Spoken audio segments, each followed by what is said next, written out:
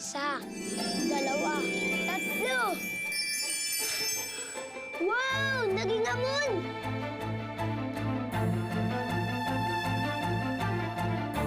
Rap! Anak, ano? Naubos mo na ba yung pagkain? Aba, naubos mo yung pagkain? Sinasabi ko na nga ba, favorite mo naman talaga yung galunggong eh. Naku! Kapag ganyan ka ng ganyan masunuring bata, masisipagin ako magtrabaho para sa'yo. Ay, sandali. O anak nila dito. Akin na babalutin ko na. Ako na lang po magbabalot. Total, wala naman po akong gagawin pa eh. Sigurado ka? Opo. Oo siya, sige.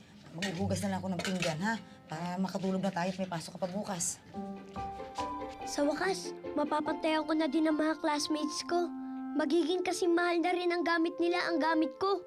Mapapalitan ko na lahat ng pangit sa buhay ko. Salamat sa magic wrapper ko. Pakukontento na din ako. Okay, class, it's time to give your Kris Kringle para sa mga classmate na nabunot ninyo. Yay! Okay, Rap, mauna ka muna. Ang regalong ito ay para kay Jules. Ano kaya to? Wow! RC car! Uy, ang ganda! Salamat! Walang anuman. Enjoy! Uy, bahalan to yun na ah. Paano ka nakabili niyan? Oo nga. Di ba labandera tsaka tendera ng sabon yung nanay mo?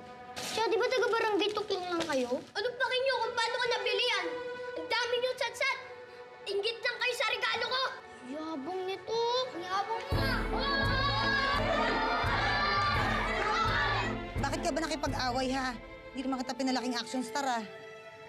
Kasi po sila eh. Nanlalait po. Labandera at tindera lang daw po kayo. Eh bakit ka naman napipikon? Eh anak, marangal naman yung trabaho ng nanay eh. Nang dahil doon napapakain at napag-aaral kita. Hindi ako nagnanakaw at nagdadaya ng kapwa. Dapat yun na sinabi mo, hindi yung nagmamani pa kayo kaagad dyan. O siya, sige na, magluluto na ako ha. Tama na, ayoko ng away-away ha. Oh, dampian mo yung sugat mo.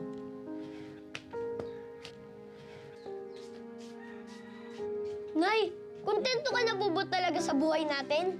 Ayaw niyo po bang magaya tayo sa mga kaklase ko? Ang yayaman po nila.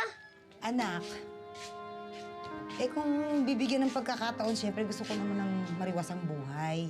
Kaya nga ako nagtatrabaho ng mabuti. Pero anak, gusto kong malaman mo ha, na kahit mahirap lang tayo ngayon, masaya ako, kontento ako. Kasi araw-araw tayo magkasama, kumakain tayo ng sapat, at walang nagkakasakit sa atin. Pag naging pera ka na, makakabili na kami ng mas magandang bahay ni nanay. Mababago ko na ang buhay namin.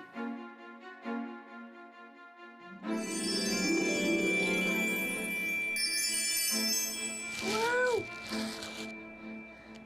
Nay! Nay, marami na tayong pera! Ano ba pinagsasabi mo? Kumain na nga tayo. Ang daming pera niyan. Saan galing yan? Ha? Saan galing to, anak? Napulot ko po, Nay. Eh, saan? Ang daming pera. Ay, ako, pero hindi atin to. Akin na. Isauli natin. Sigurado hinahanap to ng may-ari. Dadalhin ko sa pulis o kaya sa radyo para ma-broadcast. Huwag po! Ibalik natin Nay, to sa mamaya. akin po ito! Hindi. Hindi ka na. Kumain ka na. At ibabalik natin to. Tama na yan.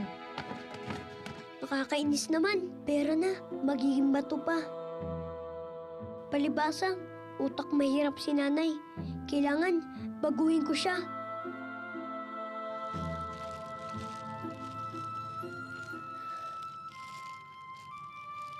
Sa mansyon na kami titira. Sa magandang subdivision.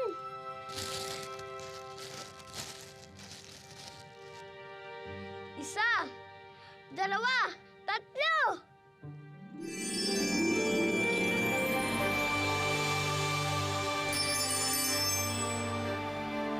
Wow!